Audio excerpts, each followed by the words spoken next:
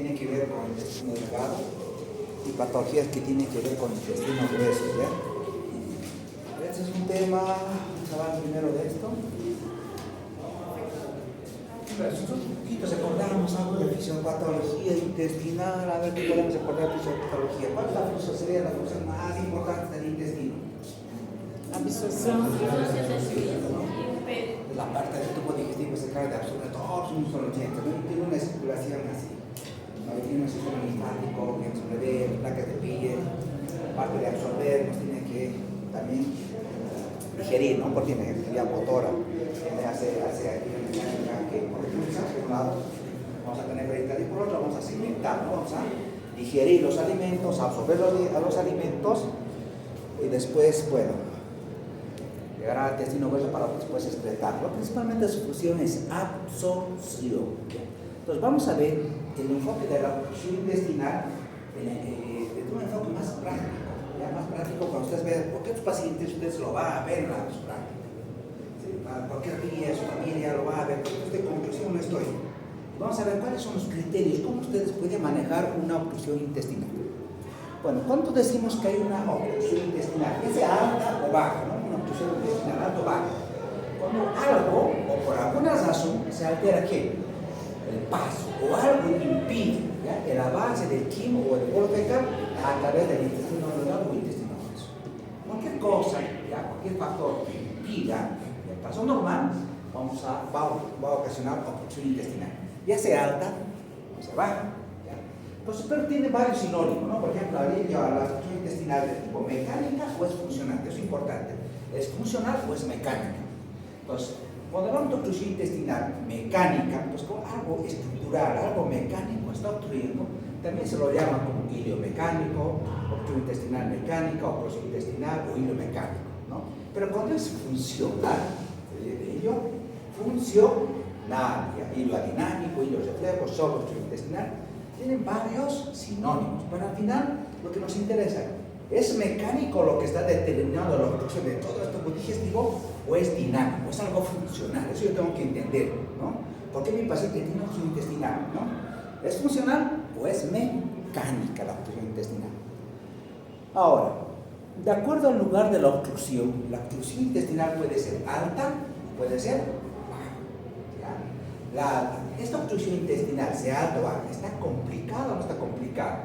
Puede estar no complicada o está complicada con una perforación de visceral hueca. Entonces hay obstrucciones intestinales, generalmente las bajas son las que se complican con perforación de visceral hueca. Por eso es que en el hospital de emergencia todos los días entra con vólvulo, ¿no? Después del procedimiento o con el cuadro en curso, tienen abdomen quirúrgico y muchas de las principales causas a veces de cirugía es la obstrucción intestinal baja, perforada, complicada. ¿Complicada con qué? Con perforación. El paciente se perforó. Por eso es lo que debemos saber diagnosticarla, ¿no?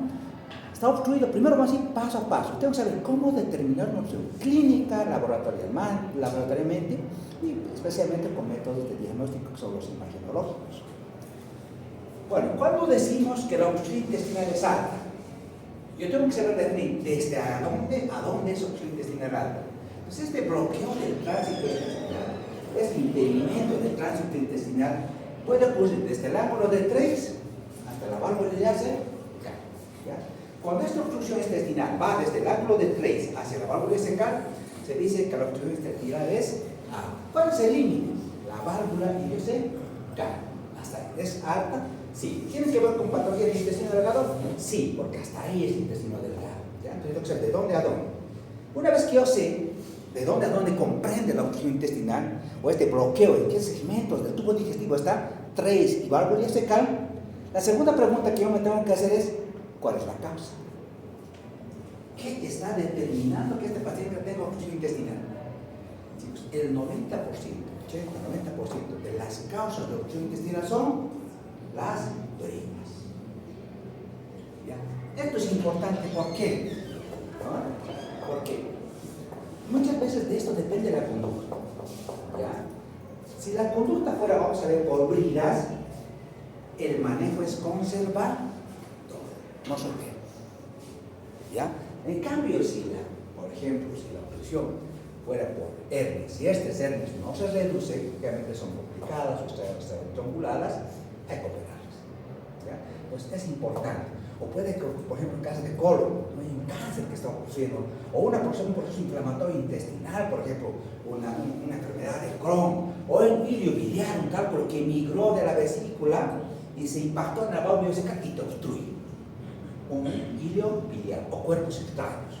O el intestino se mete en su propio intestino, la interrupción intestinal. Entonces, de todas estas causas, la principal causa de obstrucción del intestino delgado son las bridas. Eso es muy importante, porque les repito, de eso depende con la conducta en general. Porque esta tiene manejo conservador y la otra no. ¿Qué ocasiona a que los pacientes tengan esta complicación? Antes teníamos dos tipos de cirugía, ¿no? La cirugía abierta y ahora se la cirugía laparoscópica, ¿no? Cuando un paciente es sometido a una cirugía abierta, la probabilidad de que tenga esta complicación por adherencia era altísima. Pero no solamente tenía que ver con el tipo de procedimiento quirúrgico que sea abierto. ¿Qué cosas más pueden hacer que el paciente tenga bridas? Una peritonitis. Exacto, que la cirugía complicada te dará más bridas. Si el paciente es operado 2 o 3 veces, tendrá más bridas. ¿Ya? Imagínense si el paciente con una obstrucción intestinal y la causa es la brida, ¿lo vamos a operar o no?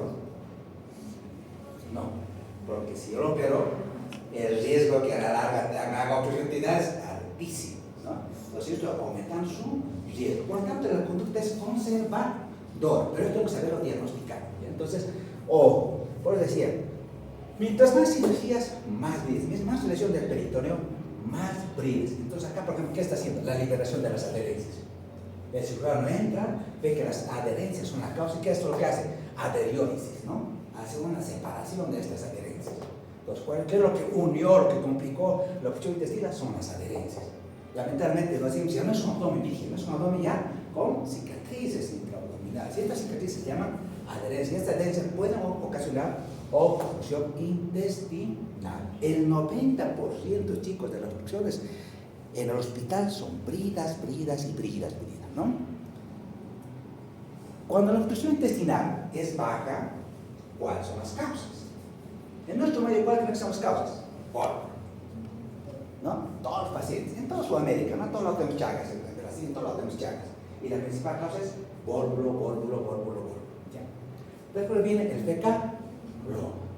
Los pacientes con compromiso neurológico, Alzheimer, demencia senil, Parkinson, hacen alteración neuronal y esos tienen consultaciones crónicas.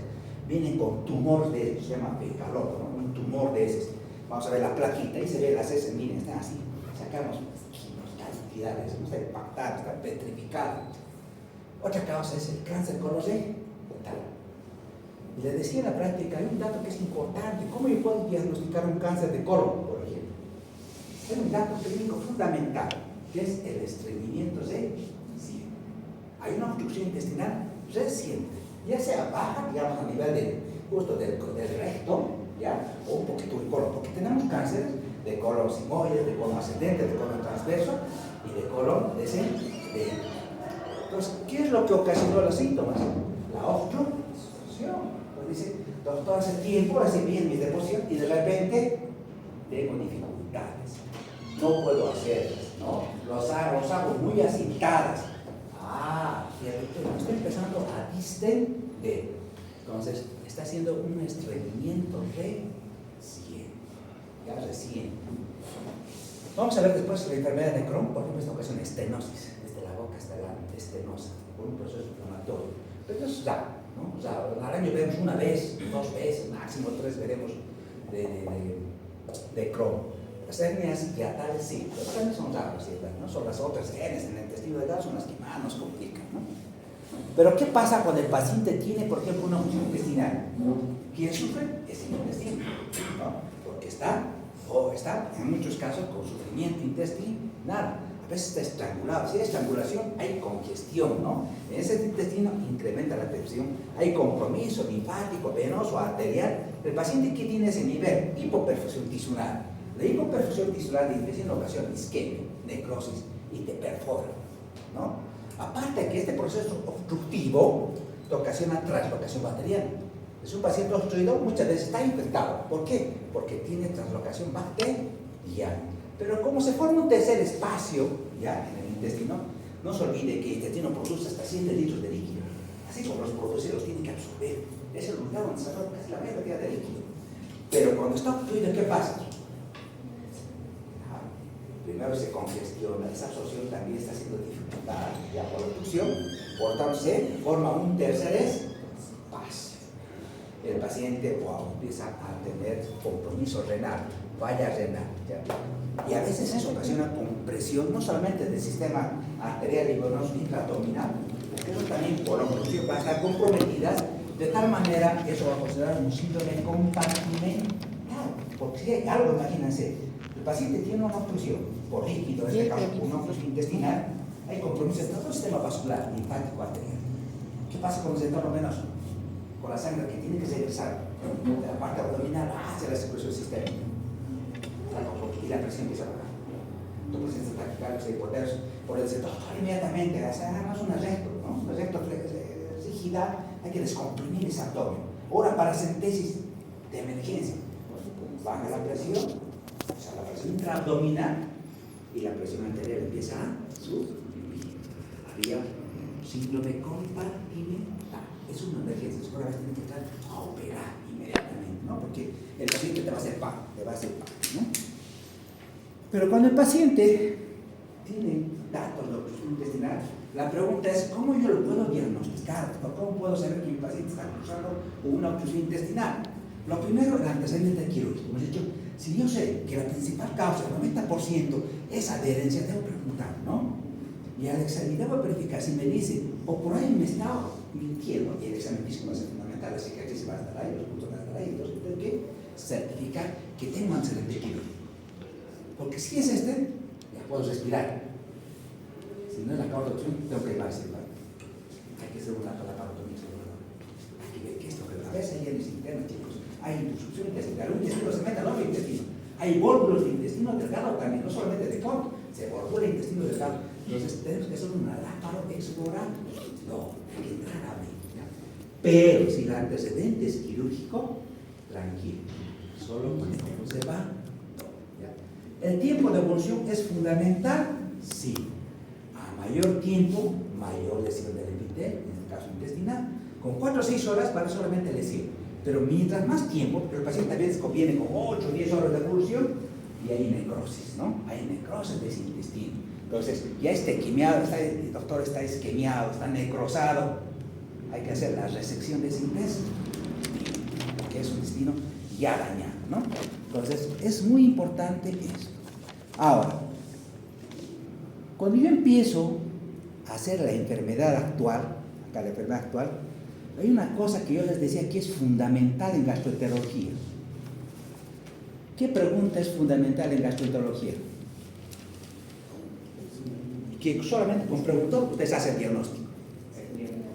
No. ¿Cuál? Nada. ¿Dónde hay tránsito? No. Vamos. Esto, chicos. Si es digestivo, voy a preguntar, señor, usted ha desayunado, ¿o qué pasa cuando usted ingiere sus alimentos?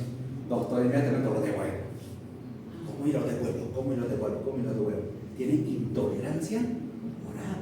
¿Cómo está vomitando? Si entra obstruido, está obstruido, su tránsito intestinal está totalmente comprometido. Por lo tanto, no hay tránsito, está alterado. Puede ser la parte alta, intermedia y baja. En este caso, la obstrucción es intermedia por el intestino delgado, pero puede ser baja.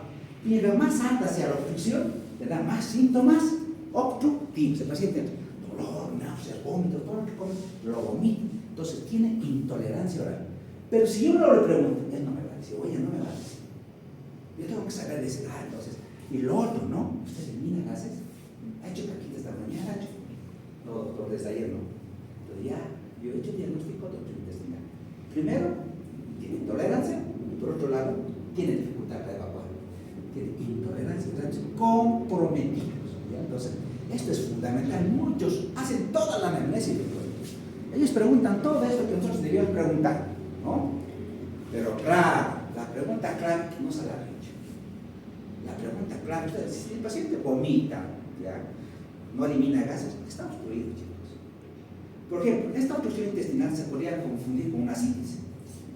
¿Ya? Pero claro, la obstrucción intestinal, ¿qué diferencia hubiera entre una asitis y una obstrucción, digamos, del intestino? ¿Sí? Por opción abdominal. El tiempo. ¿No? Estos 4 agudos. Eso en menos de 24 horas. El paciente sabe y de repente, ¡pum!, se volvió. Viene vomitando, y viene con una tensión, ¿no? O el tiempo. En cambio, la asitis es progresivo. Él puede, por ejemplo, el paciente con asitis no hace síndrome compartimental. ¿Por qué? Porque el organismo se adapta. Entonces, como es progresivo, le da tiempo, ¿no?, adaptarse a su situación. Él lo tolera mejor con una obstrucción progresiva. Pero una obstrucción alta no la tolera y te hace compartimental. El paciente te hace paro. Entonces, por eso es una emergencia. Chicos, el tiempo. El tiempo. ¿Se acuerdan cuando les dije a ustedes, hay 3 tipos de cólicos? Que se tenían la misma sintomatología. El cólico biliar, el cólico intestinal y el cólico renal. ¿Cuál era la fisiopatología? ¿Cuál era la fisiopatología? ¿Cómo nosotros entendíamos? ¿Qué pasaba? ¿Qué estaba pasando en ese paciente con estos cólicos? No, pues, después. Si me deja boca,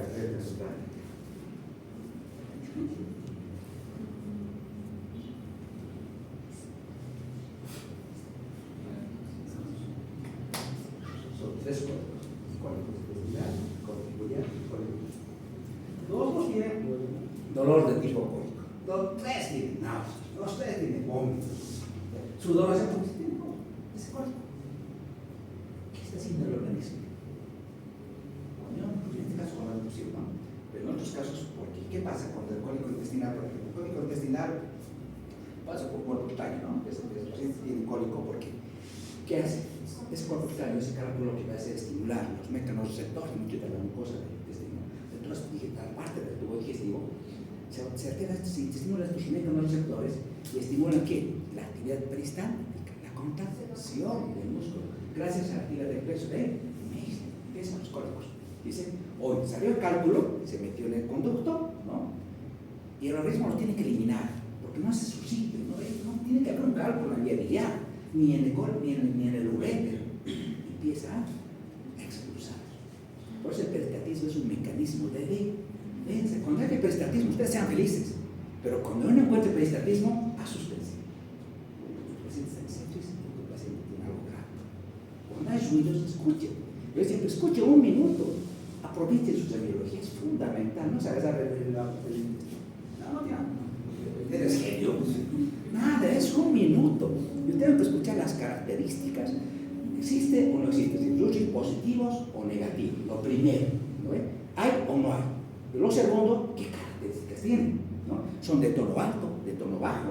Si yo escucho, por ejemplo, así dice constipación, y veo, quiero saber si realmente eso está ocasionando obstrucción. La constipación puede ocasionar obstrucción, una implantación fecal. Entonces, yo voy a escuchar sus intestinos. Si tienen tono alto o de lucha, está obstruido. Las heces están obstruidas. Y si el organismo que está creciendo, está haciendo tratando de vencer deseos. Lo mismo pasa en los 3 cólicos, chicos. Entonces, examinar es fundamental. Ustedes tienen lo mismo, náuseas, vómitos, ¿no? Porque es un cólico intestinal. Ahora, si está obstruido, ¿qué pasará en ese intestino? Ya sea delgado o grueso. Distal la obstrucción, ¿qué hay? Distensión. Claro, porque está obstruido el tracto intestinal, por lo tanto se distiende. Al principio tienen dolor agudo, ¿no? El dolor es tan intenso que el paciente viene gritando de dolor, ¿ya? Porque algo lo está dañando. Y el otro empieza a acumularse gases, a acumularse líquido, se distiende, ¿ya? Y por abajo no puede eliminar ni heces ni gases.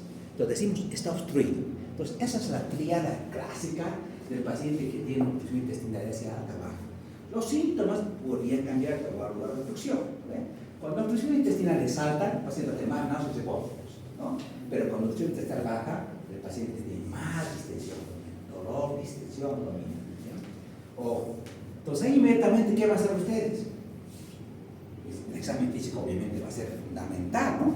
Si estoy sospechando una obstrucción intestinal, tiene la tríada clásica de la obstrucción, es un cuadro agudo con tríada clásica de obstrucción intestinal, además con un cuadro de inicio de un cólico intestinal, el examen físico es fundamental. Yo tengo que saber diferenciar, ¿es asitis o es obstrucción intestinal, ¿no? Tengo que saberlo diferenciar. Son cambios.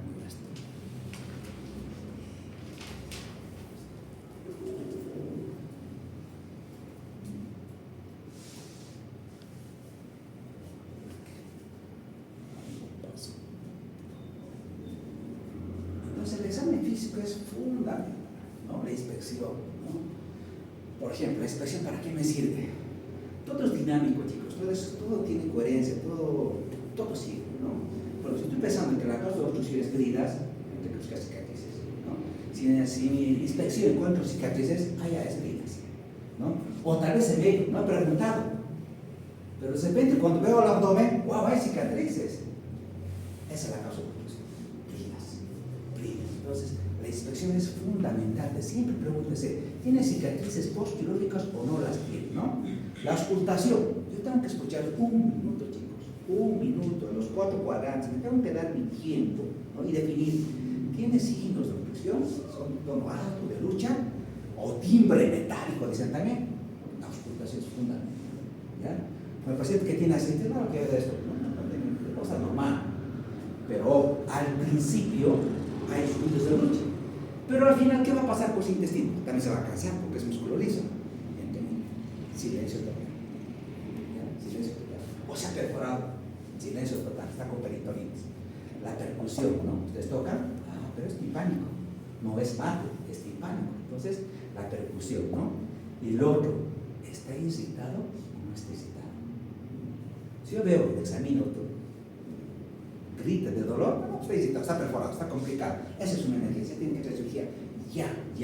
Miren, la anamnesis, el examen, es fundamental.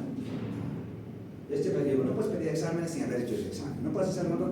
No, todo depende de tu anamnesis, todo depende de tu examen físico, todo depende. Que tú depende de esto, doctor, el examen físico, encontramos obstrucción intestinal, pero además su abdomen está excitado, tiene un Blumberg positivo. El cirujano va a decir, wow, doctora, qué bien. Le ha pedido hemograma a la prótesis, vamos a ver enseguida. Sí, doctor, ¿le ha hecho la plaquita? Sí, doctor, aquí está. Perfecto, opérale. Gracias, doctor. Sube la chica. No, me traté de operar. Obstrucción intestinal alta, pero complicada. Con perforación y probablemente con peritonitis. Por favor, te complico, ¿no? Pero siempre, chicos, busquen orificios herniados. Siempre. Uno de los errores es buscar orificios y a veces es una hernia. Está con dolor y resulta que al decirle al médico no los revisó los orificios herniales y el problema es una hernia inguinal complicada, estrangular. Si el paciente tiene datos de excitación peritoneal durante el examen físico, además de tomar los signos vitales, ¿los signos vitales serán importantes? ¿Qué dice, doctor? Cada signo vital es fundamental para mí. ¿La frecuencia cardíaca será importante?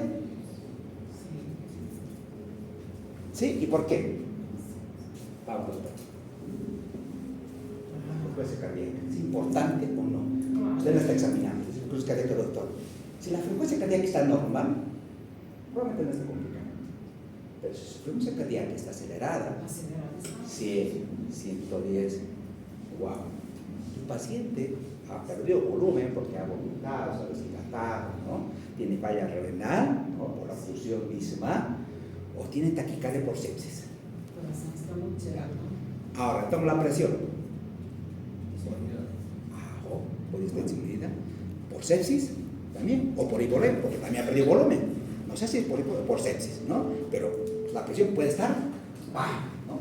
Ahí vienen los otros nos van a demasiar, ¿no? Nos tomamos la presión de pulso, ¿no? Para ver, digamos, si es de gasto cardíaco alto, gasto cardíaco bajo, si es mayor de 40, menor de 40. Pero lo importante es esto, ¿no? Ustedes sepan, cada signo vital, si la frecuencia respiratoria está alta, el paciente está psicótico, ¿no? Tiene otra cosa, ¿no?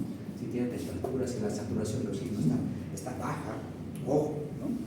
Pero inmediatamente, como esta mañana, ¿no? Vemos un paciente en la emergencia, doctor, si tiene datos de excitación, la señora está somnolienta, desorientada, doctor.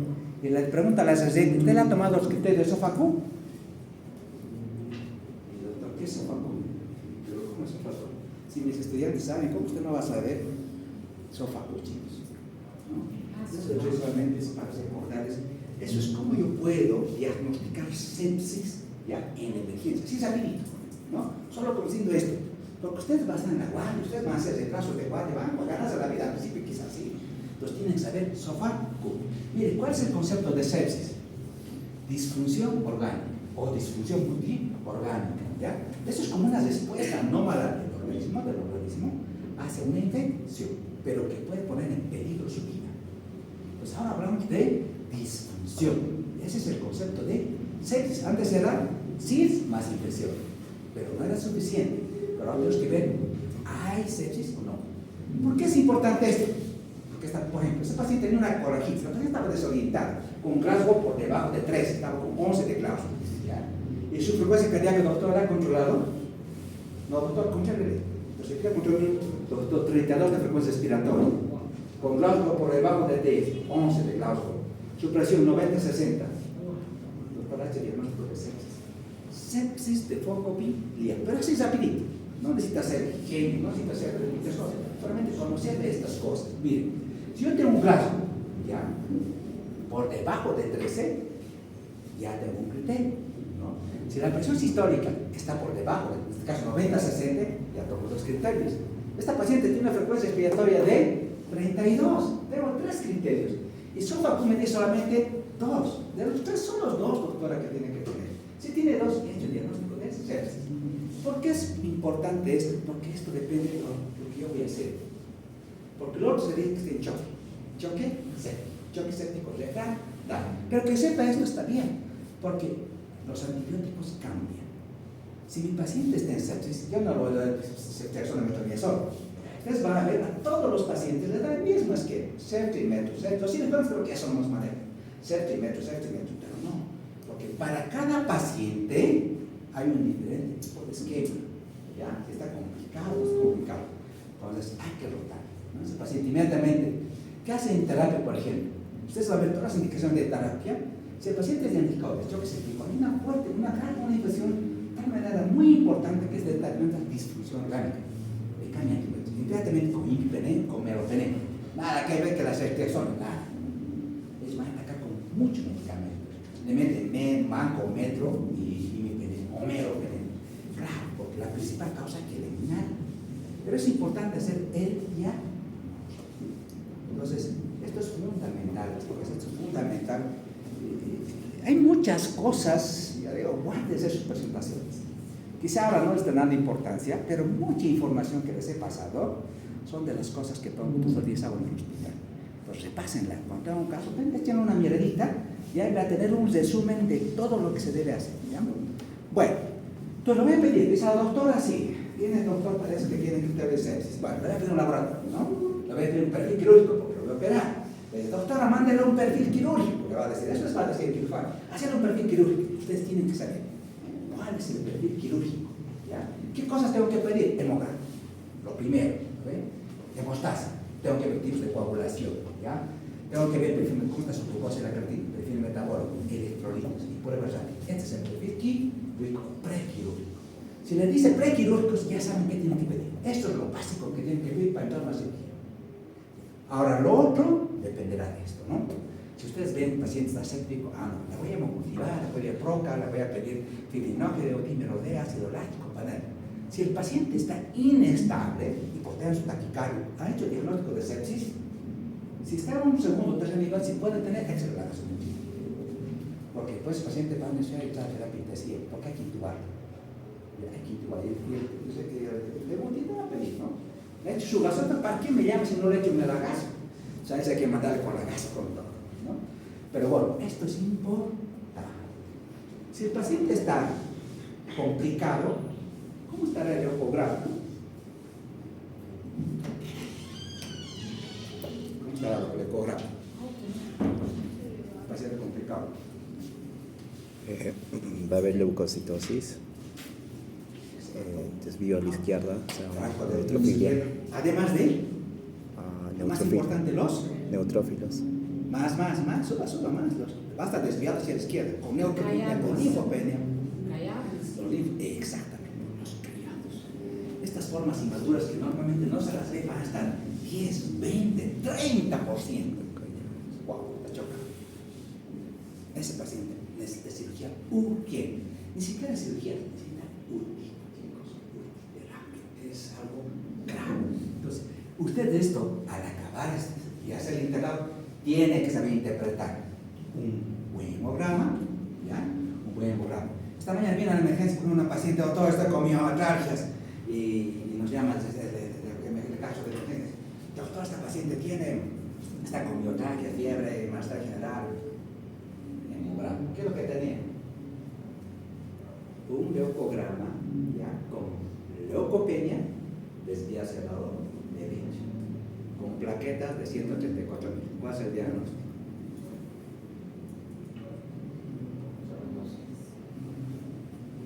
Leucograma con desviado hacia el lado derecho, es decir, tenía neutropenia, tenía linfocitos, leucopenia, neutropenia y linfocitosis, y con plaquetas de 130.000.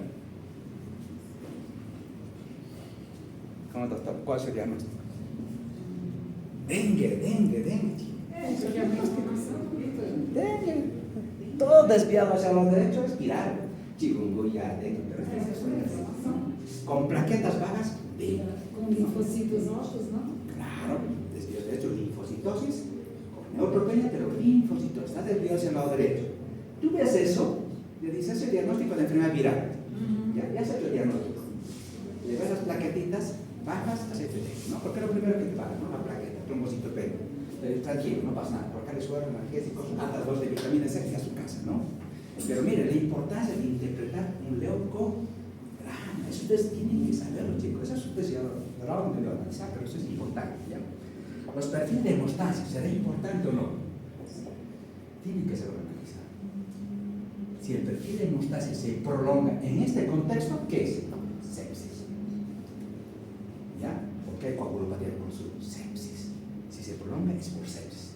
Por su cuadro agudo, estamos hablando de un cuadro agudo, quirúrgico. A veces se prolonga mucho, hay que darle vitamina K y hace mucha plasma, ¿no? Bueno, el metabólico siempre es importante, porque vamos a depender de esto. Por ejemplo, la creatinina puede estar alta. Wow, ¿no? Si la creatinina, por ejemplo, está con 3, ¿le pones a tomografía con contraste? Tomografía con contraste no lo puedo hacer, lamentablemente, porque lo voy a terminar. No, para eso me sirve, porque a veces pide, sí, doctor, está con una tomografía, ¿por qué no toma algo de quirúrgico? A veces el cirujano tiene dudas en el diagnóstico, te vas a mandar una tomografía, pero con creatinúcleos, ¿ya? Le ocasiona disfunción renal. El paciente no se muere por cuadro quirúrgico, se muere por compromiso renal. Echa la tela, que nunca más se recupera. Aunque le hagamos diálisis, a veces es difícil solucionar. El electrolito siempre. Y este es todo el panel. La importancia de la próstata es fundamental. Ustedes ya tienen que familiarizar. Esto no es que el especialista lo ve, no. Usted pide una próstata, un grado con próstata. Y hacer una neumonía, una infección urinaria, si la próstata está alta, es infección. Mientras más alta la próstata, sepsis. Es importante, cada parte es importante. El ácido láctico por el metabolismo anaeróbico y el panel séptico para ver qué me está ocasionando esto, ¿no? Bueno, entonces, una vez que yo hago y sospecho que el paciente tiene un abdomen agudo, quiero complicado, una función intestinal complicada, tengo que ver, ¿está complicada? ¿Cómo complicada está? Le voy a pedir para comenzar a ver, porque se me va a preguntar así, ¿le ha pedido placa de tórax y abdomen? El tórax aparentemente normal, planta totalmente normal, pero aquí hay aire subdiafragma. Si hay aire debajo del diafragma, subdiafragmático, perforación, porque el aire por gravedad se desliza y el por gravedad se desliza. Entonces, cuando ustedes vean, lo primero que tienen es, si ustedes ven, si uno ve esto, chicos, inmediatamente hay que chequear. No pide tomografía, nada, está perforado. Puede ser una úlcera, un bulbo, está perforado, ¿no? Mientras más aire, quizá un poquito que te localiza. Por ejemplo, después se pone por ejemplo un distilado del duodeno, ¿no? Por una úlcera, pero este es un bulbo perfo, hay alto aire subdiafragmático, miren. Claro, porque el color es más grande. Entonces eso sale, y mientras más alto es color, se perfora un bulbo. Pero este es un aire subdiafragmático. Por eso siempre les digo, en la práctica, esto tienen que ver siempre. Si ustedes ven esta parte del lado derecho siempre es blanca, por la presencia del hígado, ¿no? Porque el hígado viene hasta acá, chicos. Este es blanco. Cuando ven algo oscuro acá es ahí. vean, a veces hay una obstrucción, se va a ver color acá, nada, está ahí, tiene un cáncer, algo está mal, ¿no? O si bien algo oscuro está perforado. Entonces, siempre acostúmbrense, ¿cuántos no normal? Aquí por día vemos este ya perforado. Acá más, vamos a ver, más aire, más perforado, ¿no? Ahora, ¿cómo puedo ver yo, doctor, si la obstrucción intestinal es alta o es baja? Esto en imágenes ustedes ya lo han visto, ¿no? En imagenología, para eso están capísimos, ¿ya? Ya no debía dar esto, ¿no? Pero ustedes ya lo saben. Ya lo han llevado, ¿no? Además sí han sacado, ¿no? Bueno, miren, ¿qué importancia tiene? ¿Cómo puedo diferenciar yo una alta y una baja? La presencia de las válvulas con van de un extremo al otro extremo, de un extremo al otro extremo. Dos, luego que se ve. Normalmente el intestino mide menos de 2 centímetros, menos 2.5. Cuando está mayor a 2.5 está dilatado. Si ustedes comparan este intestino delgado, está dilatado. Entonces, cuando se obstruye la parte distal a la obstrucción, se dilata. Si hay un cálculo de la válvula urerocecal que lo obstruye, el resto del intestino se va a dilatar, va a aumentar su diámetro. Entonces ya no va a ser 2.5, va a ser mayor, 3.5, entonces se dilata. ¿Y cómo puedo saber que además de dilatación es intestino delgado? Por la presencia de estas válvulas, chicos, que van de una a la otra, que son las válvulas connivencia. Además, porque como el intestino está en la parte del mesoganglio, la parte media del abdomen, siempre es central. La dilatación es central, ¿ya? Y podemos encontrar ya niveles también, ¿no? Niveles. Miren, si nosotros vemos esta imagen, así que es fácil, ¿no? Si se ha obstruido esta parte, la parte distal está dilatada. Hay dilatación proximal con una colapso total después de la obstrucción, colapso distal, dilatación proximal. Es lo mismo que vemos, ¿no? En la plaquita. Lo que está distal a la obstrucción está colapsado, porque lo que está proximal está dilatado. Y eso es lo que estoy viendo yo en la placa simple de abdomen, y en este caso el intestino delgado. Y esto que también van a ver, miren, es otra placa. ¿Ya he hecho el diagnóstico? ¿No? ¿Qué, doctor? Obstrucción, asas del intestino delgado. Esta plaquita, listo. Estoy viendo, primero que es central. Veo el diámetro, es mayor a 2.5, mira, hasta ahí casi 4 centímetros, es central, en nuestro gancho, veo las válvulas, doctor, es obstrucción del intestino delgado. Este chico se ha hecho que es obstrucción del intestino delgado. Pero si además veo niveles, a ver, porque el paciente empieza a ser en hilio, donde se forman niveles, porque hay aire, agua, aire, agua, aire, agua, aire, agua. Entonces va a haber niveles hidroaéreos. Entonces, obstrucción del intestino delgado. Quizá estos son los datos más significativos, que frecuentemente los vemos en una obstrucción, ¿no? Pero esto lo tienen que saber, ¿ya? ¿Qué características tiene una obstrucción? Porque estas placas son las que van a pedir todo el tiempo, ¿no? Todo el tiempo las van a pedir, ¿no? Aquí hay otra placa, creo que también, ¿ves?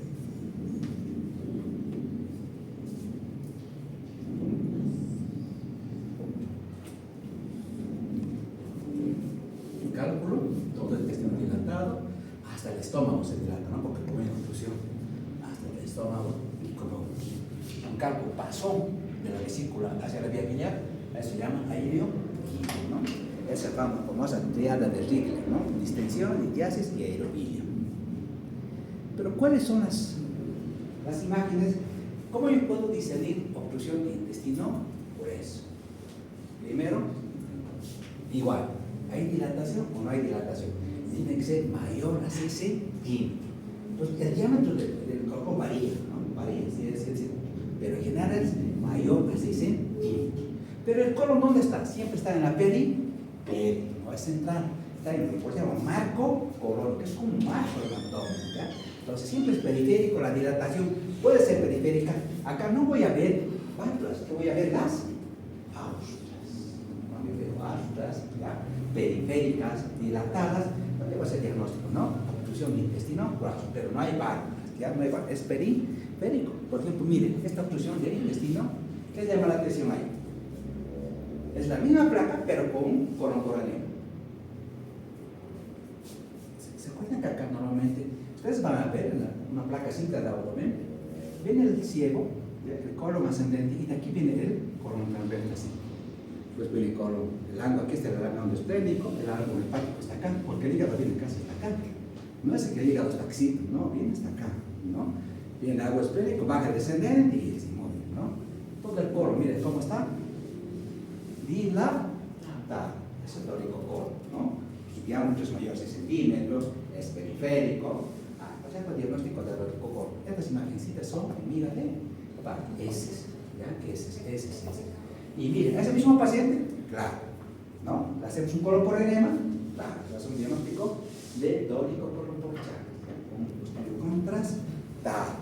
Y en los casos, también, imagen grande de café, bordo, ¿no? Es decir, borbular, imagen toda, ¿no? Es decir, me puede resultar muy dilatado. Otra imagen. Por ejemplo, ¿qué cosas obstruyen? Los cánceres, chicos. Aquí hay un cáncer acá. Claro, distal, casi nada de dilatación, pero posterior a la obstrucción empieza a dilatarse. Es un cáncer de colon, sí. No. Cuando ustedes vean dilatación, dicen, pero aquí, doctor, no tenía que ver nada de intestino grueso. Miren, donde no tenía que ver, hay un peligro grueso, un marco colónico debajo de ese miedra. Esto es porque hay una obstrucción que está determinando que se dilate todo el colon. El marco se ha dilatado por esta obstrucción del sigmoides. Entonces, los cánceres ocasionan obstrucción. Y una placa simple le puede dar otra obstrucción intestinal baja, ¿ya? Estenosis, les va a dar polvo. Y la cosa que vemos frecuentemente en el hospital es esto, ¿no? ¿Qué es eso?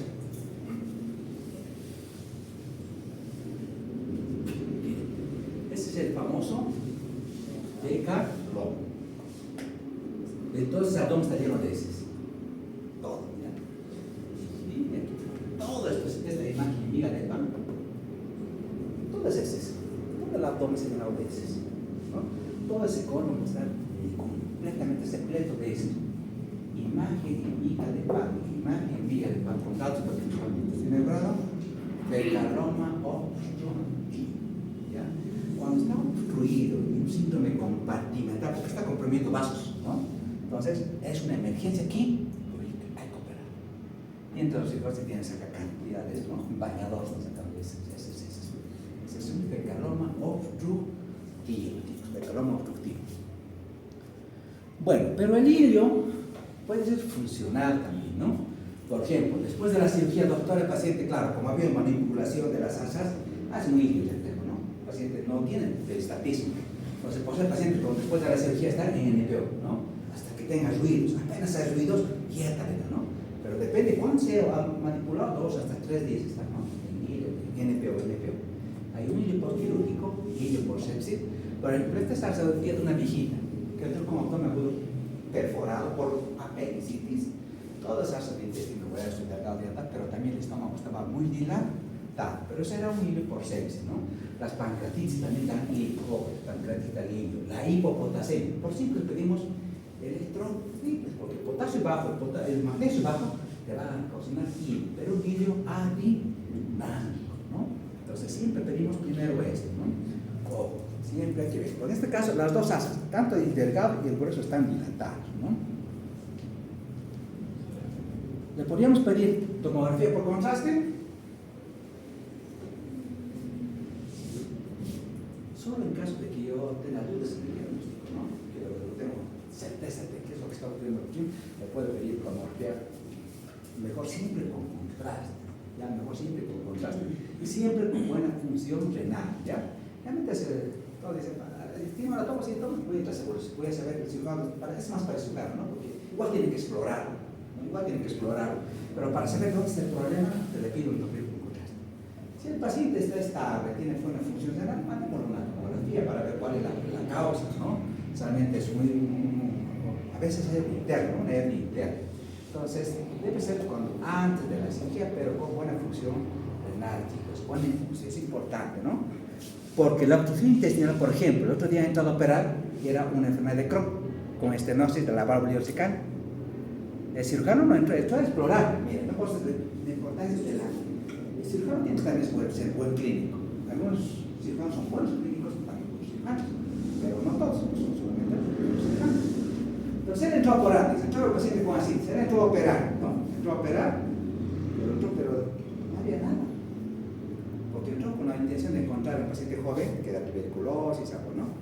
Pero no había neoplasia, todo ok, el líquido, solo encontró un entorcimiento del sigmoides, nada más, ¿no? A la semana, la paciente entra mayor asitis, con náuseas, vómitos, intolerancia oral, le saca la tomografía, habría un procedimiento de 3 centímetros del nivel de la válvula y yo sé que era una estenosis por Crohn. Joven con estenosis de Crohn. Claro, el cirujano no se percató, nunca pensó, porque es raro también escuchar eso, ¿no? Pero eso es lo que le obstruyó.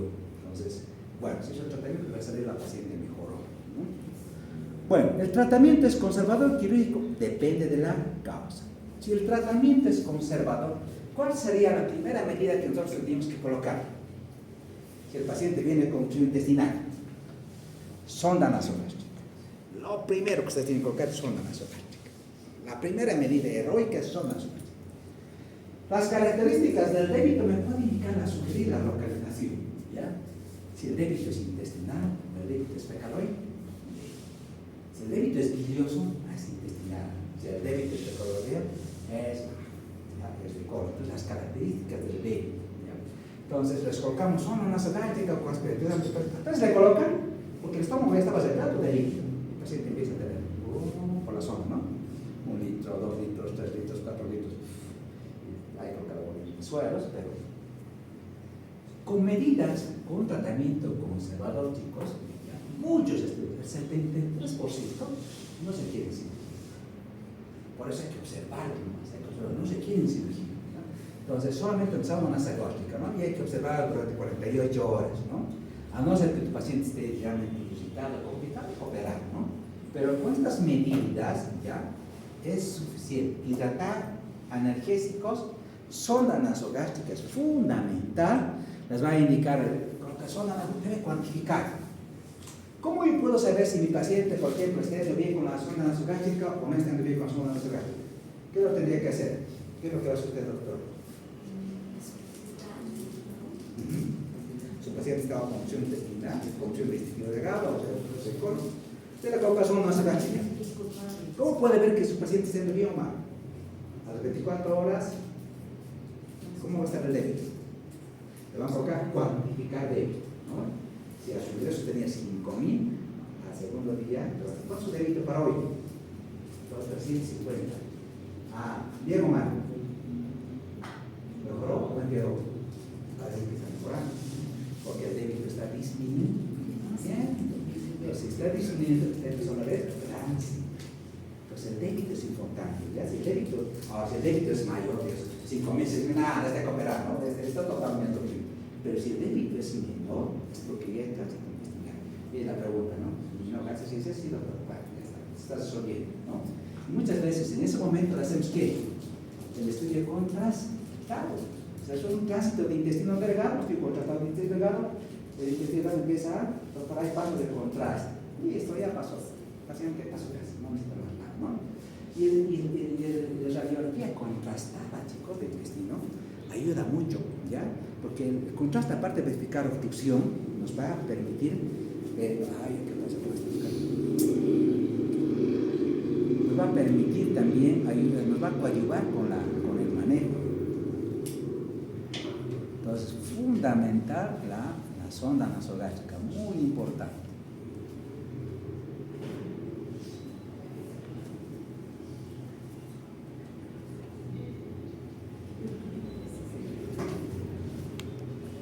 Bueno, entonces, cuando hacemos este tránsito intestinal hidrosoluble, nos permite, ¿no? El mismo contraste nos ayuda un efecto catártico, ¿no? Nos ayuda a coadyuvar con el tránsito, porque la sangre tiene una hiperosmolalidad, tiene un efecto osmótico, ayuda. Además de diagnóstico, también es terapéutico, parte, ¿no? Porque si no hay paso de contraste, hay que entrar a operar, ¿no? Si el paciente tiene débito, hay que entrar a operar. Si hay datos de irritación, hay que entrar a operar, ¿no? No hay otro. Entonces, la paroscopía sí se debe hacer en casos de que el paciente tenga infecciones quirúrgicas, si es por adherencia, si no se suele hay que operarlo. Muchas veces, cuando no sabe la causa, por una hernia interna tuberculósica, hay que entrar a explorar. Se hace una laparoscopía diagnóstica, exploradora, ¿no? Y en el caso de un paciente por obstrucción del intestino bajo, ¿qué es lo que hay que hacer? La recto, ¿no? Entonces, rígida, entonces hay que hacer la devolvulación. En la sociedad lo devolvula y perfecto. Pero muchas veces durante la devolvulación se complica, se perfora, ¿no? Hay que entrar a operar. Doctor Volvo, decimos, es complicado. ¿Qué ha pasado? La residente la ha perforado. Ni modo, hay que quitar la pena, ¿no? Mejor una vez le hacemos la cirugía, le sacamos la parte del colon, ¿no? Que estaba dilatado, y le hacemos su famosa operación de Harman, ¿no? La boca, ¿no? Es como una osteomía. Entonces ya está abocado, perfecto, y en un segundo tiempo lo vamos a restituir. Pero ya se disoció su problema. Ya lo hemos operado, ¿no? Bueno, esa es un poco la dinámica de cómo se maneja en el hospital una oclusión, ya sea alta o baja. Eso es importante. Bueno, vamos a ver esta parte que tiene que ver con intestino delgado y intestino grueso. A propósito de oclusión de intestino delgado, vamos a ver la enfermedad inflamatoria intestinal. Cuando hablamos de enfermedad inflamatoria intestinal, hay dos enfermedades que nos representan siempre, ¿no?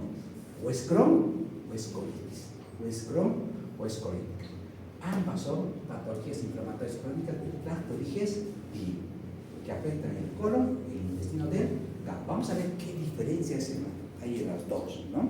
Entonces ven desde la famosa colitis crónica y hepática, que generalmente compromete el intestino grueso, ya pues se llama colitis, ¿verdad? Y en cambio la enfermedad de Crohn, esa sí es más fatal, ¿no? Porque esa que compromete. Vamos a ver qué características. Esta es la más complicada, ¿no? Ambas, como toda enfermedad inflamatoria, ¿qué características, por ejemplo, tienen las enfermedades inflamatorias en general? Todas las enfermedades inflamatorias en general, ¿qué características tienen? Por ejemplo, el lupus, la artritis reumatoidea, ¿qué características tienen?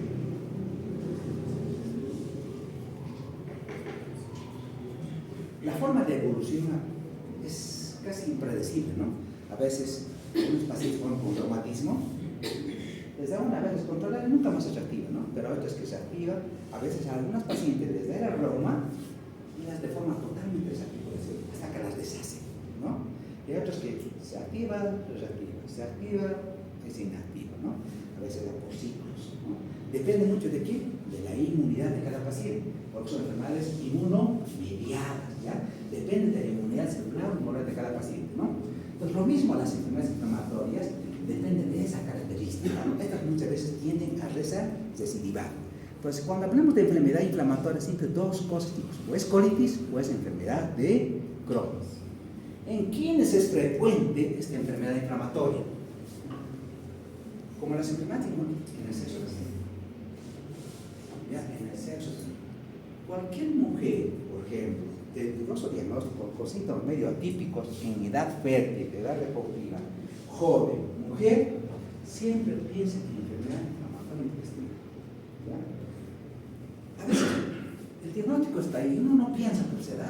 No, es enfermedad inflamatoria. En el hospital de las 6 que han entrado, 3 han fallecido. Ya, 3 jóvenes han fallecido porque no se ha hecho diagnóstico a tiempo, no se puede hacer mucho diagnóstico, piden cápsula, no tienen plata, lamentablemente fallecieron por enfermedad intestinal. Pero vamos a ver cómo más o menos ustedes pueden diagnosticar enfermedad inflamatoria intestinal. Primero, ¿cómo puedo diagnosticar enfermedad? No es complicado. Primero tengo que pensar, ¿ya?, que esta patología puede estar presente en mi paciente. ¿Y en qué edades? 15 hasta los 30 años. Cuando, miren, desde 20 hasta 30, esa es justo la edad más fuerte del organismo, cuando está esta enfermedad presente. ¿Y en quiénes? Más en el sexo femenino que en el sexo masculino. Más en el sexo femenino, ¿ya? ¿Cuál de las dos más frecuentes? ¿La colitis o la enfermedad de Crohn? ¿Cuál es? La colitis. ¿Ya? La enfermedad de Crohn no es tan frecuente, pero cuando se presenta es muy complicada, ¿ya? La colitis es mucho más frecuente que la enfermedad de Crohn. Bueno, como son enfermedades inflamatorias inmunomediadas, tiene que ver principalmente con factores genéticos. Es como el reuma, ¿no? Si la doctora su madre tiene reuma, ella va a tener reuma, ¿no? Lamentablemente se hereda, ¿ya? Se hereda la mamá hereda la hija, ¿no? El otro día cuando una paciente vino, su mamá tenía lupus. Miren, su mamá hizo una anemia hemolítica por lupus, su grupo sanguíneo era del grupo B, ¿ya? Pero su mamá hizo lo mismo. Casi mira, es como sellar igualito. Ella hizo una anemia hemolítica por lupus. Y la hija, a los 15, 16 años, hace anemia hemolítica por lupus. Lo mismo, por lupus. Entonces, miren, ¿cómo se va heredando? La mamá va heredando sus genes a los hijos. Estas enfermedades inmunomediadas también, ¿ya? Entonces siempre tiene ahí un componente genético. Dice, ¿tiene que ver con factores ambientales? Sí. Por ejemplo, ¿qué lugares? Aquellas sociedades donde se fuma mucho, en muchos casos el cigarro es el factor desencadenante, que en Cantilla es. ¿Ya? Por eso dice, es más una enfermedad de las clases sociales altas. Sí, porque las clases sociales bajas del área rural, raras veces, que realmente no vemos esta enfermedad. Quienes han venido son las personas que viven, ¿no? Tienen descendencia de países de afuera con este hábito de cigarros, chicos. Esta paciente con la que vino, su mamá igual ya tenía antecedentes, ¿no? De hereditarios, familiares que tienen de España. Entonces, ojo, ¿no? Tiene que ver con factores ambientales, conceptivos, infecciones ambientales. Y ojo, la inmunidad es importante. Innata, adaptativa, porque es una enfermedad inmunomediada. ¿Ya? Por ejemplo, esta paciente con lupus, lo vi que el reumatólogo, como se bajó la inmunidad, le dio citomegalovirus. ¿Ya? Y el tratamiento para el citomegalovirus es caro, por cada frasco cuesta caro, $, ¿no? Y el reumatólogo acá dice, doctor, debe solo a su paciente porque se va a morir, ¿no? La paciente vivía en Beni. Entonces su papá dice, yo les informo a su papá, le digo, este es el informe, el mal pronóstico, va a fallecer el paciente. Y doctor, creo que fallezca ya. Yo estoy consciente de su papá, ¿no? Tengo que fallecer por mi casa, no de milagro, ¿no? Pues tuve que falsificar certificado porque no lo lleva así. Un paciente del avión es complicado, ¿no? Falsificamos el certificado ya. Y la paciente, primero que era el grupo B, esta paciente lúpica, ¿no? Que el doctor la desahució, ¿no? Porque le dio síntoma, está mal, no le salió por ningún lado. Logramos que viera hasta la unidad, se quedó ya, bien. ¿Qué creen que pasó? Vivió y falleció.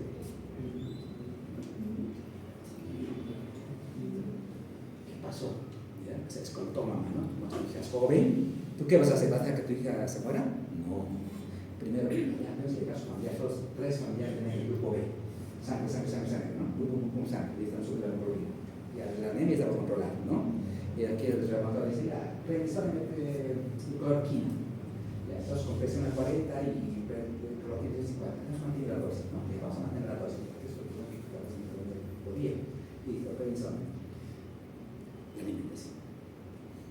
La chica nada que ver. En el oriente se consume poca fruta, pocos vegetales, ¿no? Es caro. Un tomate cuesta ya un peso, que no es lujo, ¿no? Es caro. La mamá mira el COVID, le metió sin poder, suelos vitaminados, su inmunidad mejoró, la enfermedad se puso así. La paciente ahora está viva. ¿Por qué no? La inmunidad, cada que con vitaminas de alimentación, inmunidad, tanto psicológica, porque también es inmunodeprimido, ¿no? Porque siempre que el ojo está acá el problema, no solamente está con la comida, también la inmunidad, o sea, la parte psicológica es baja, es fundamental. Tú le hablas al paciente y dices, no, o quieres morir o quieres vivir. Doctor, quiero vivir, ayúdame. No hay que ser franco, ¿no? O sea, tienes que tener carácter, tienes que ser franco a tu paciente. O me ayudas o te mueres. ¿Quieres vivir? Sí, doctor, quiero vivir. Vamos. Quiero actitud positiva, ¿no? Quiero actitud positiva, quiero alimentación, quiero que piensen positivo. Tienes que hablar fuerte, ¿no? Desde accionar. Wow. Miren, esa actitud positiva. Y eso es lo que nos mató en el COVID, ¿verdad? La inmunidad. El paciente en el hospital, ¿dónde se moría más? ¿En el hospital o en la casa? El paciente abandonado veía que la gente se moría a su lado, también cuando mató cada vez que se moría. Porque se deprimió, su inmunidad bajó, y que si el COVID hizo estrago, ¿no? El paciente inmunodeprimido, y la comida la cazaba, ¿no? El enfermero le pasaba ahí, y no comer el otro tipo de mover. La inmunidad es fundamental. Esa chica, mira, ahora está viva, lamentablemente esa misma señora tuvo su hija y su hija también hizo lo mismo. ¿Qué pasó? Su hijo fue allá. Es que a veces es así, fue allá un médico y dice, doctor, ay, se va a morir. ¿Qué? Tranquilo, porque le dieron una hemoglobina de 3, ¿ya? Paciente pálida, desmayándose, ¿no? Y el médico de allá se asusta. Le digo, doctor, tranquilo, veo su perfil hepático, está memorizando, ¿no? Está memorizando. Colocamos la sangre, hace 2 horas de cortisol, colocar cloroquina. Doctor, pero doctor, hay que hacer infusión con esto, tranquilo, no pasa nada. Si tú sabes, conoces y has tenido experiencia, la puerta se maneja muy mejor, ¿no? Y le coloco sangre, le empezamos a manejar lo mismo que a su hombre, ¿no? Que también, si la máquina, lo mismo que ustedes hizo, todo lo que hizo su maestro. Entonces empezamos a darle los anticorticoides y empezamos a bajar. Y lo mismo con cloroquina, nosotros también. La anemia se mejora. ¿Ya? Y lo mismo, ¿no? Se mejora y la paciente está tranquila. Con cloroquina siempre, o inmunomodulación y corticoides, o lo mejor. Entonces, no hay que tener miedo, pero sí hay que ser franco, ¿no? Alimentación. Entonces, tiene que ver con inmunidad, chicos. Toda esta información tiene que ver con inmunidad celular, humoral, innata, tiene que ver con inmunidad. Y ahí es donde hay que trabajar muy bien. Porque ustedes creen que el medicamento va a actuar si la inmunidad está baja, si la nutrición está mala. No van a resolver. Después de las dosis altas de corticoides, la enfermedad va a seguir haciendo actividad, ¿no? Lo que tengo que hacer es que el organismo responda. Si él responde, él va a parar la inmunidad solito. Después dosis, tú puedes desescalar las dosis bajas, ¿no? Pero si no trabajas esa inmunidad psicológica y no va a ir bien, ¿no? Entonces hay que dar dosis altas de vitamina C y hay que inmunomodular y van bien, no se complican siempre, ¿no? Bueno, ¿qué diferencias hay entre la colitis y la enfermedad de Crohn? Dice, como la etiología es multifactorial, no se conoce la etiología, puede ser cigarro que desencadene esto, lamentablemente son enfermedades incurables, pueden controlar, pero no se cura, ¿ya? No se cura. ¿Qué característica tiene esta enfermedad, la colitis? Es un proceso inflamatorio difuso, solamente compromete la mucosa y la submucosa. Esa es la característica, mucosa o submucosa, dice. O en ausencia de granulomas, por ejemplo en el Crohn hay granulomas, igual que la tuberculosis, granulomas clasificantes, en el Crohn también hay granulomas, pero en esta no hay granulomas. ¿Ya? Solo compromete la mucosa, ¿no?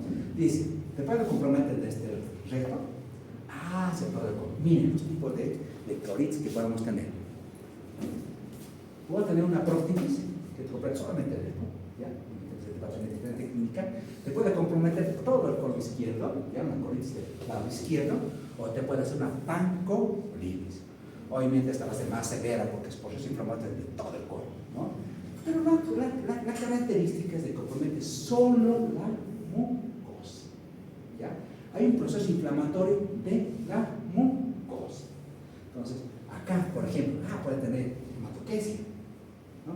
Si hay sangre, puede haber sanguinolenta, aquí está. Por eso igual que se pasa. Bueno, entonces, esta es la característica. Siempre va a distal a proxima, ¿no?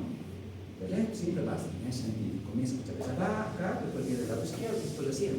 Y saltaba tiene una pancolitis. Bueno, eso es más complicado. Porque si el proceso inflamatorio es severo, hasta puede ir a cirugía. Hay que hacer toda una colectomía. Solamente se conecta el hilio con el recto. El hilio no estamos de cómo se va, ¿no? Claro, si no se expone corticoides, pues se hace un megacolon tóxico a cooperar, ¿no? Entonces, 80%. ¿Cuál es la colocalización más frecuente? Esta. La colitis distal, ¿ya? Con el lado izquierdo. Esa es la más frecuente. La proctitis muy poquito, ¿no? Y la pancolitis mucho menor. La que es más frecuente es la del lado izquierdo.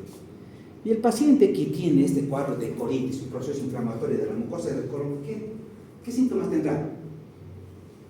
¿Qué síntomas cree que tiene este paciente que tiene inflamado el colon? A veces diarrea sanguinolenta, ya hematopedia sanguinolenta.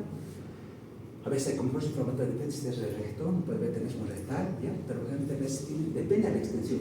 Mientras más inflamación tenga el colon o más compromiso del colon, va a tener síntomas sistémicos, fiebre, pero la fiebre no es por infección, la fiebre es por inflamación.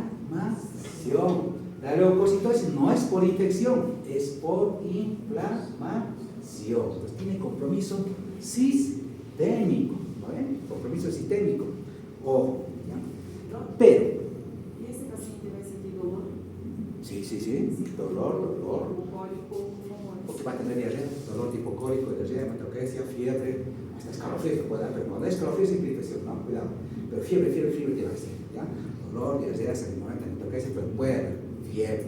Ahora, si hay compromiso sistémico, hay que dar hipotesia, que puede choquear, ¿ya?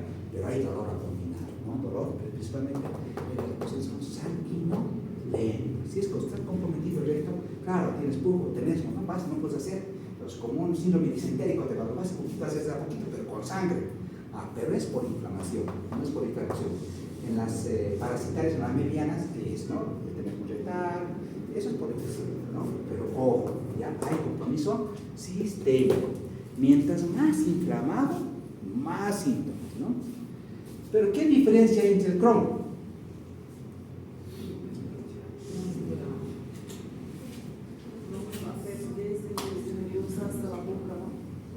Sí. Primero, es, digamos, es una infección que compromete como por partes, ¿no? Te compromete una parte, así, como partes por segmentos. Pero te puede comprometer desde la boca hasta el ano. ¿Ya? Y otra característica es transmural, atraviesa toda la pared. Por ejemplo, si usando otro día, el doctor tiene una fístula perianal. Y no sanaba la fístula. Ya no sanaba. Otra es la intervención. Y le han mandado a biopsiar. No, doctor. Y es que nunca pensó. Las fístulas perianales son por Crohn. Le mandó la biopsia, ¿qué era? Crohn. No era una fístula, por eso pensó que era por infección, nada, era por Crohn, ¿ya? Hace fístulas perianales, fístulas enterogástricas o enterointestinales, hace fístulas, hace abscesos. Esa paciente flaquita que entró siempre mujer de la fe, me acuerdo de esa paciente que lamentablemente falleció. ¿Ya? ¿Qué pasó igual? Entró con todo, paciente flaquecida. Por ejemplo, son pacientes jóvenes en edad fértil, enflaquecidas, con anemia. ¿Ya? A esta paciente, mire, encontraron como una masa acá. ¿Qué pensaron? Pensaron que era cáncer. Lo hicieron, ¿no? Dijeron que hay una masa y la tomografía también parece sí, masa dependiente de ovario. Tomografía, ya la tomografía, el tracto, hace una transvaginal. Nada, era era Crohn, no era nada, ¿no? Y la paciente dijeron, cáncer, te vas a morir. Sale la biopsia, era Crohn. Y era tan desociado, pero decía, no, pero ¿qué es cáncer? No era cáncer, la mujer era solo complicado con absceso, porque te hacen absceso, ¿no? Es transmural. Miren, esta imagen es muy bonita, se los encontré.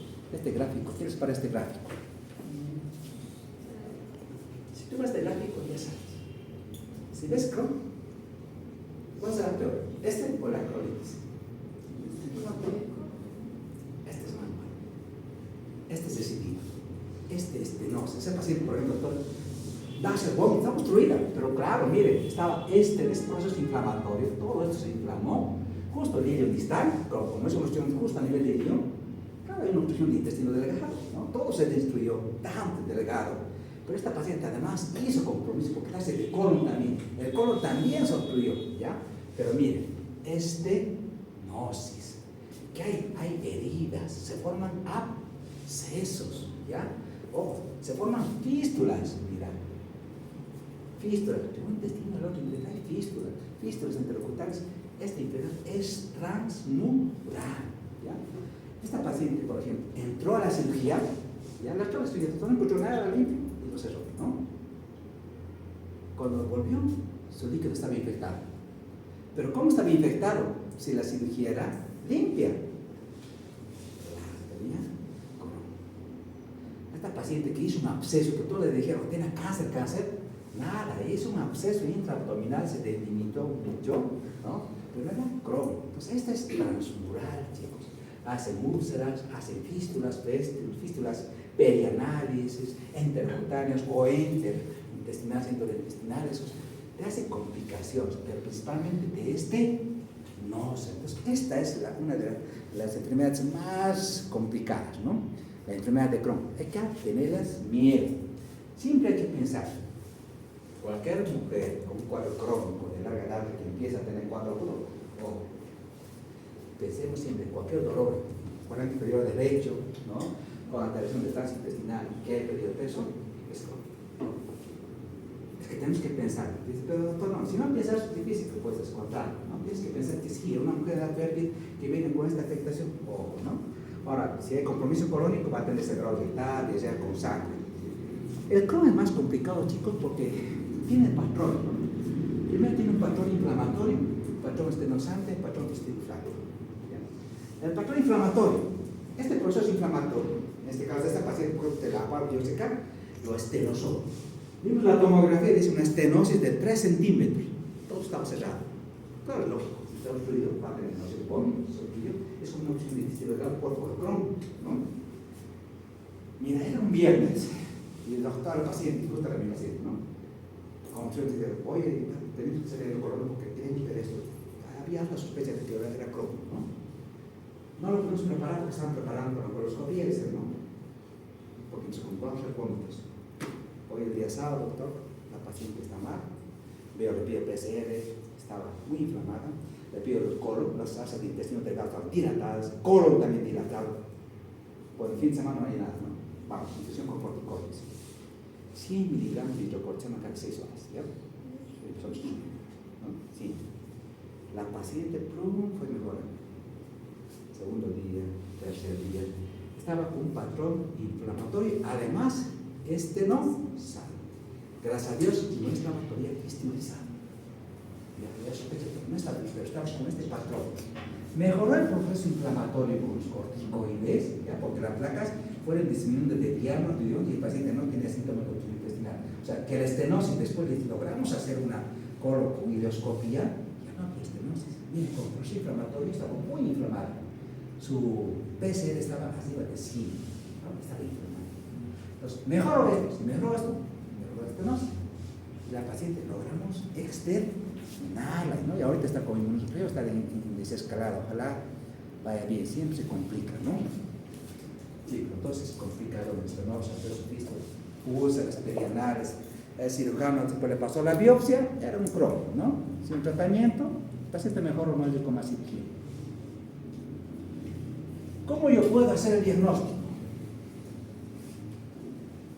Muchos de los pacientes tienen anemia, porque pierden la toqueza de sangre siempre, ¿no? Si el paciente tiene, por ejemplo, hemograma, anemia, siempre debe pedir sangre ocultante, siempre, ya porque su profesor, ay, me toca hay sangre, ¿no? Esto de rutina experiencia de experiencia nos da siempre por tener gramo de la masa del albúmina. Vamos a ver la importancia del albúmina. Pero chicos, siempre sangre oculta en heces, ¿ya? Siempre, si la sangre oculta en heces es positiva, muchas veces solamente a veces por un estreñimiento crónico, ya se caquita, pero con sangre. Pero si no es paciente, no es estreñimiento, pero tiene todos sus criterios, pérdida de peso, crecimiento, o piensa, si hay sangre oculta, ¿no? Aparte de pedir descartar que no sea por parásito, ¿no? Porque la hematoquesia puede ser por parásitos, en nuestro medio hay alta parásitos, ¿no? Ya diarrea es frecuente, ¿no? Voy a pedir toxinas ahí para construir más todo eso, ¿no? Descartar que no sea parasitario. Pero junto al examen de heces le tengo que pedir la calprotectina P. Porque estos son los reactantes inflamatorios. ¿Cuál es el reactante inflamatorio sistémico de elección? Exacto, la PCR. ¿Ya? La proteína la produce el hígado, pero en procesos inflamatorios sistémicos la PCR se dispara. Pero no te dice dónde está el problema. Depende de las manifestaciones de tu paciente. Puede ser articular, puede ser intestinal.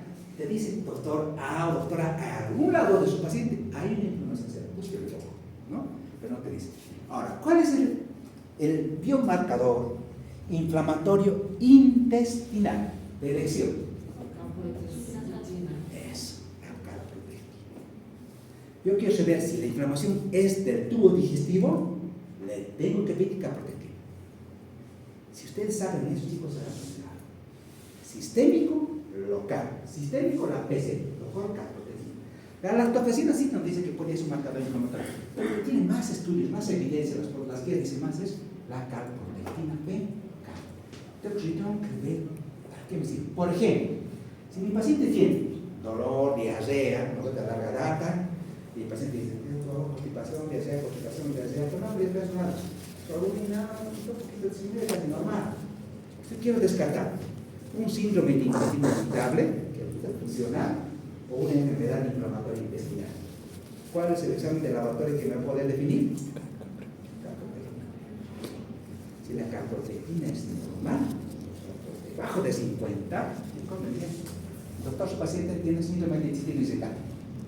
Miren la importancia de este examen. Hace el diagnóstico de síndrome de intestino. ¿Cuál sería esa constipación? Es parte del síndrome de intestino irritable. Pero si su calprotectina es alta, búsquele enfermedad inflamatoria intestinal. Hágale endocolon, ¿no? Endocolon.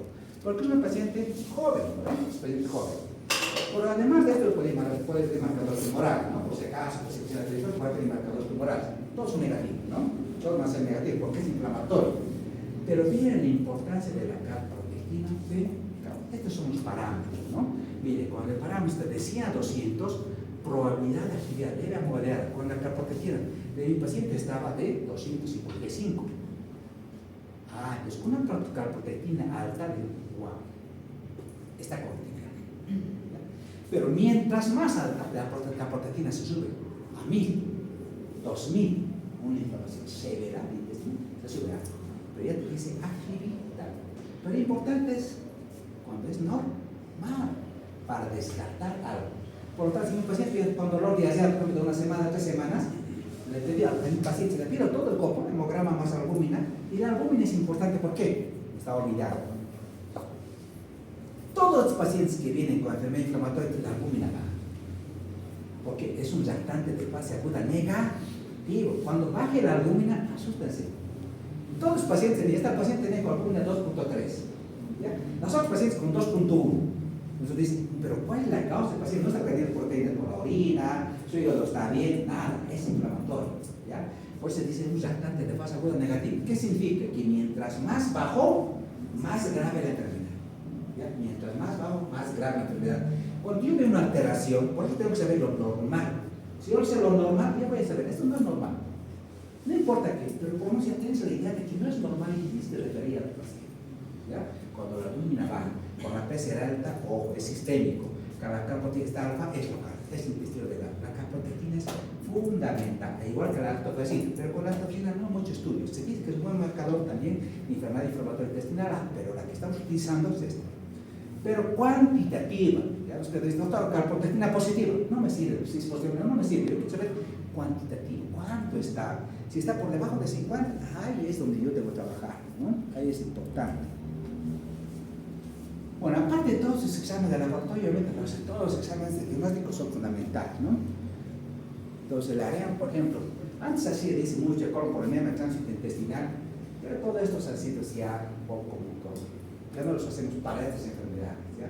Porque no te olvides que el paciente si tiene una estenosis de Crohn, pues esta nos pide, tiene una opción de intestino delgado, ¿no? Si no utiliza un medio de contraste, el medio de contraste puede quedar en el intestino, ¿no? Y durante la cirugía puede ser complicado. Entonces, esto sí o no.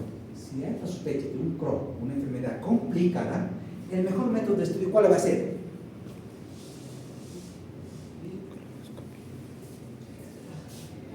¿Cuál se llama? Enterografía o tomografía de abdomen y pelvis con contraste, o una enterografía por resonancia, o enterografía por tomografía computarizada. Harto mejorado. Tenemos ahora, desde mi instante teníamos un centro, ahora tenemos creo que 10 centros aquí de tomografía en Cochabamba y hartos, ¿no? Entonces, este es el mejor método. Esta enterografía por tomografía o por resonancia, ¿ya? Te permite ver todas las complicaciones. Entonces, hágale una enterografía por resonancia o una tomografía con contraste, pero que le hagan, ¿no? Entonces dice, miren, esa paciente, estenosis de colon, estenosis de hígado, dilatado del intestino, perforación, complicaciones, la tomografía, siempre de pelvis, abdomen y pelvis, porque hay complicaciones también, ¿no? Siempre, chicos, siempre. Entonces ahí te va a ver, por ejemplo, esta es una colitis. Miren, la colitis que te dice, colitis, doctor, hay engordamiento de la pared continua del recto y colon, a veces hay compromiso viril y de índice de contraflujo. El colon pierde las aortas, tiene una conformación tubular. Entonces ya te está dando, ¿no? Entonces, ¿qué te dicen? Es colitis. O te dicen, mire, Crohn. O tiene Crohn, carácter segmentario, multisegmentario, comprometiendo justo el hilo. Lamentablemente hay 2 enfermedades que comprometen la parte del hilo distal, no sé qué la válvula seca. ¿Cuáles son las 2 enfermedades que comprometen? Crohn, la tuberculosis. Justo la tuberculosis compromete. ¿Por qué? Porque justamente ahí están las placas de Beyer, ¿no? Ahí están, esas partes están ahí. Justo, o es tuberculosis o es Crohn. El mayor porcentaje está ahí, ¿no? Después un poquito de colon, pero realmente el mayor porcentaje de las complicaciones tiene que ver con el Crohn, están ahí. Por segmentar, multisegmentario, puede tener todos estos patrones, pero la enterotomografía, enterografía por resonancia o por tomografía en nuestro medio es la ideal, es el mejor método de diagnóstico cuando esto es sospechado. ¿no? Una vez que tú sospechas, el doctor tiene una caprotetina alta, le va a pedir viendo colon. Pues si es viendo colon, para ver colon, ¿no? Y es colon, sí, tal vez lo tengo que hacer. Las van a biopsiar. La biopsia te va a decir, doctor, tiene una colitis, este paciente tiene una colitis segmentaria, no es continua. Si fuera colitis continua sería una colitis, pero como es segmentaria por segmentos, es Crohn. Lo que dicen, tiene granulomas. En el Crohn hay granulomas, pero en la colitis no hay granulomas, ¿no? Entonces dicen así, ¿no? Las biopsias son fundamentales para ver la actividad inflamatoria también. Pero les repito, primero vamos a pedirle la endoscopía, la ileocoloscopía más endoscopía. Vamos a ver características, patrón en aspecto de pedral, estrechamiento, estenosis. Siempre hay que mandarle una endoscopía. Si su paciente no tiene datos de obstrucción intestinal, ¿cuál es el mejor método de diagnóstico? La cápsula endoscópica. Entonces no teníamos esto. No sé si está por 3.400 copiados en la cápsula, ¿no? Pero claro, la cápsula, mire, es un pequeño cilindro que el paciente lo va a deglutir, ¿ya? Tiene dos cámaras, una cámara de video, va agarrando todas las imágenes de todo el intestino, ¿no? Como el tránsito de todo el intestino va avanzando, ¿no? Hasta que se va eliminando. Esta cámara se va a grabar todas. La única recomendación es que no esté obstruido, que nada esté obstruido, porque la cápsula se puede quedar, y ahí nos quedamos, ¿no? Si la cápsula se queda. Pero entonces hacemos un tránsito intestinal, que no hay obstrucción. Cuando hay duda del diagnóstico sin obstrucción, pues le pedimos cápsula endoscópica. La cápsula endoscópica te di todo el tubo digestivo, a veces úlceras, porque el paciente tiene sangrado del tubo intermedio, una úlcera por Crohn. Esas pacientes que murieron jóvenes, entonces por hemorragia de sitio intermedio, no supieron dar el diagnóstico por no estar para tener úlceras. Fallecieron por sangrado del tubo digestivo intermedio. No se pudieron hacer la cápsula. La cápsula es fundamental. La cápsula es fundamental. Entonces hay diferencias entre la enfermedad, entre la colitis y la enfermedad de Crohn, ¿no? El sangrado, el dolor, tienen que...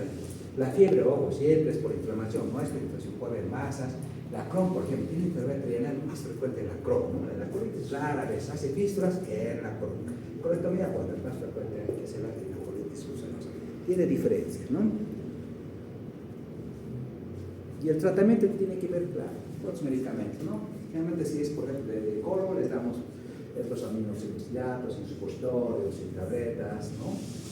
Que tiene que ver con mesalazina, corticoides, inmunomoduladores, terapia biológica, y en muchos casos la cirugía. Siempre tratando de ver esto, ¿no? De que hay una curación endoscópica, pero muchas veces van a cirugía de emergencia, ¿no? Una colitis fulminante, un megacolon tóxico, perforación, obstrucción, hemorragia, el paciente va a la cirugía. Como estas enfermedades van recidivas, nuevamente no se controla o se activan, entonces van a ir a cirugía. Listo, chicos, ese es su tema y la próxima clase nos vemos con otro tema.